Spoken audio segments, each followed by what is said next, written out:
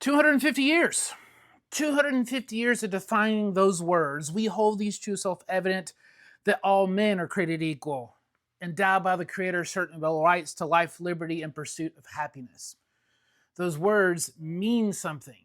They meant something in 250 years ago. They still mean something today.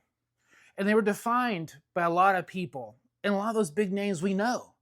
People like John Adams, Thomas Jefferson, Abraham Lincoln, Frederick Douglass, Susan B. Anthony, Martin Luther King, all these big names we've learned about over the course of our lifetime. But what about the people we don't know about? Who are some of the people you know of that are not big names that you feel like have helped define those words over the past 250 years? What about Phyllis Wheatley, who was an enslaved woman who was among the first African Americans in the country to have a book published of poems? Some of her poems are going to talk about the contradictions that this newly formed nation has when it comes to freedom and liberty and having to deal with the issue of slavery.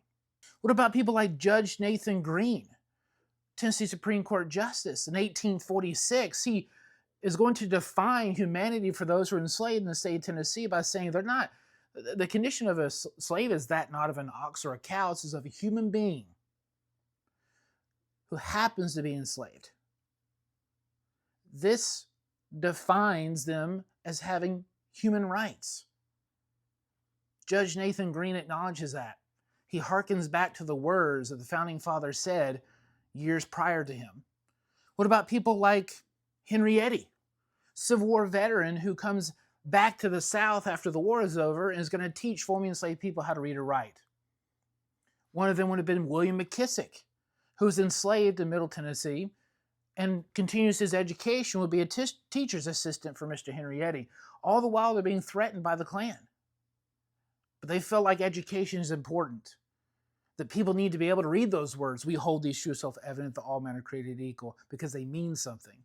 Or people like Chief Standing Bear, Native American who in 1879 in a federal court argues that Native Americans are persons and they are within the contents of the law and they have the same rights afforded to them because they are people.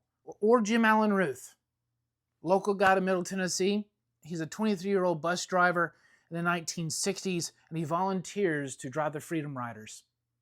He was asked years later, why would you risk possibly getting beaten or killed? And his response was because he thought it was the right thing to do. These are people who are not in all the history books we learn about.